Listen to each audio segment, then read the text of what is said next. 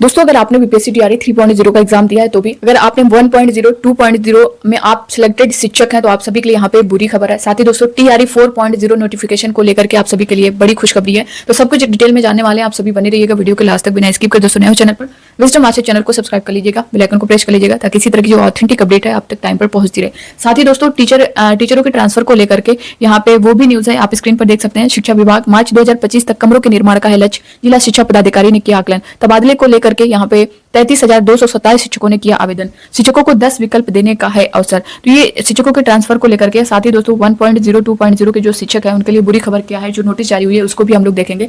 साथ ही दोस्तों 4.0 और 3.0 को लेकर के भी है। तो यहाँ पे देख सकते हैं सबसे अधिक 27,661 ने दूर पदस्थापन को लेकर किया है आवेदन। वहीं 12,360 शिक्षकों ने आवेदन पत्र भरकर रखा है, जमा करना है बाकी।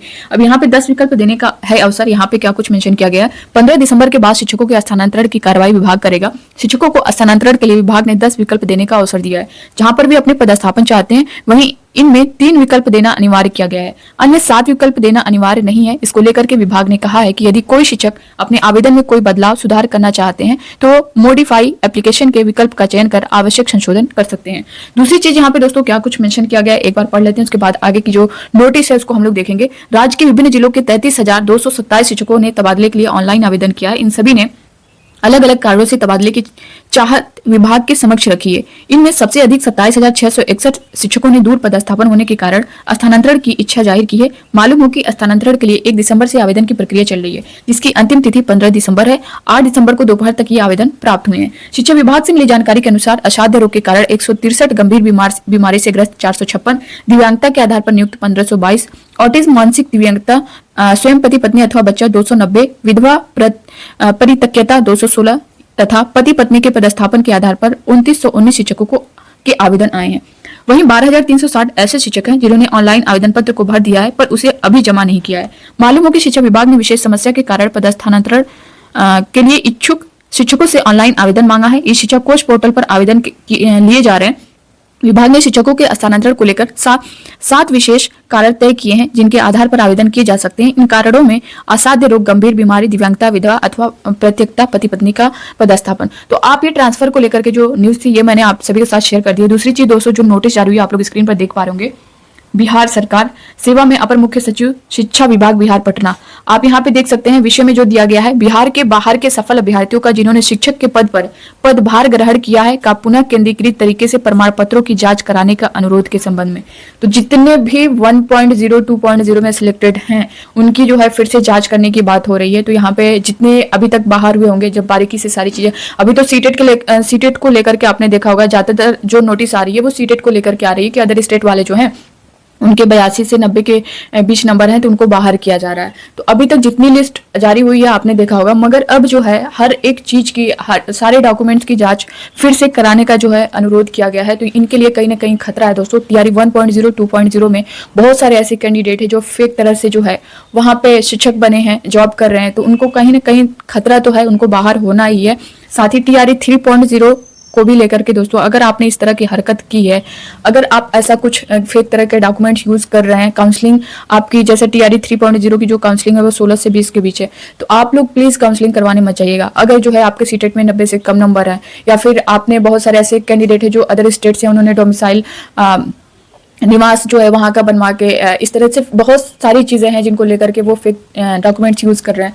तो अगर ऐसा आप लोग कर रहे हैं तो बिल्कुल यहाँ पे ना करें, क्योंकि इसके साथ साथ आपका टाइम भी बर्बाद जाएगा। अगर मान लीजिए टीआरई 3.0 में आप वेरिफिकेशन में आपको वेरीफाई कर भी दिया जाता है, आप वहां पे सिलेक्ट हो जाते हैं, फिर जो है 3 महीने 4 महीने बाद जो है फिर से उसका फिर से वेरिफिकेशन होगा, उसके बाद जो है आपको बाहर किया जाएगा 6 महीने बाद, तो फिर आपका ये जो 6 महीना है वो टाइम तो जाएगा ही। साथ ही सामने टीआरई 4 है आपके, आप उसमें भी नहीं बैठ पाएंगे, नहीं दे पाएंगे। तो इस तरह की हरकतें ना करें, आपका टाइम लॉस होगा, साथ ही साथ जो आप सैलरी भी पा रहे हैं उसे भी वापस ले लिया जा रहा है। तो अगर इस तरह की गलती आपने टीआरई 3.0 के फॉर्म को फिलअप करने में की है तो आप लोग ऐसा बिल्कुल भी मत करिएगा। कम से कम पहले से हट जाइए ताकि वहां पर जो योग्य अभ्यर्थी हैं उनका सिलेक्शन हो पाए। दूसरी चीज दोस्तों यहाँ पे देख सकते हैं आपके टीआरई 4.0 को लेकर के 2,34,000 नए पद भरने की प्रक्रिया शुरू, भेजी जाएगी अधियाचना। तो जहां तक अभी तक आपके मन में डाउट हो रहा था टीआरई 4.0 को लेकर के कि आएगा या नहीं आएगा, तो दोस्तों ये तो कंफर्म है कि टीआरई 4.0 आपका होगा। और लगभग 1.5 लाख वैकेंसी है। अब 1.5 लाख वैकेंसी में सभी वर्ग में है, ऐसा नहीं है, क्योंकि काफी अभ्यर्थियों की कमेंट भी आ रहे थे कि मैम पीआरटी में नहीं आएगी, ऐसा सुनने में आ रहा है। तो देखिए पीआरटी में अगर आप सीधा सीधा देखेंगे तो बैकलॉग सीटें हैं सिर्फ 11,000 कुछ समथिंग, यहाँ पे 11,000 लगभग देखा जाए तो सिर्फ जो है पीआरटी की जो सीट है 1.0 2.0 की बैकलॉग जो सीट है, अगर यही है, ये जो सीटें हैं बैकलॉग, ये टीआरई 3.0 में ऐड होने वाली थी, मगर टीआरई 3.0 में इसे ऐड नहीं किया गया।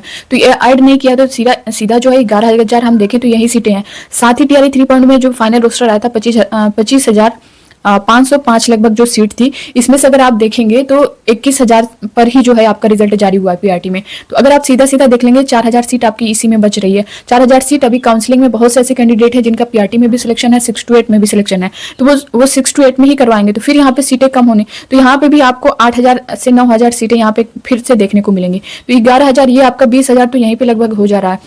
और जो प्रधान शिक्षक प्रधानाध्यापक के जो हैं जो पद उनका जो सिलेक्शन हुआ है वहां पर भी वो सीटें लगभग अगर देखा जाए तो 38 के करीब, 36-38 के करीब वो पद खाली हैं। तो अगर सिर्फ इतना ही आप मिला लेंगे, अब बाकी जो नई वैकेंसियां नए पद हैं उनको छोड़कर, तो 40-50 के करीब आपका यही हो जा रहा है। तो आप लोग इस तरह के भ्रम में बिल्कुल भी न रहें, अच्छी खासी वैकेंसी आपको देखने को मिलेगी। साथ ही दोस्तों यहाँ पे आज की न्यूज में फिर भी देख सकते हैं कि बिहार सरकार ने 2.34 लाख नई सरकारी नौकरियां भरने की प्रक्रिया जो है शुरू करने को कहा है। साथ ही दोस्तों इसका जो मेन पॉइंट है, बिहार सरकार ने 2,34,000 नई सरकारी नौकरियां देने को कहा है। इनमें जो है शिक्षा, स्वास्थ्य, राजस्व और अन्य विभागों में जो है आपकी जो भर्ती है वो होने वाली है।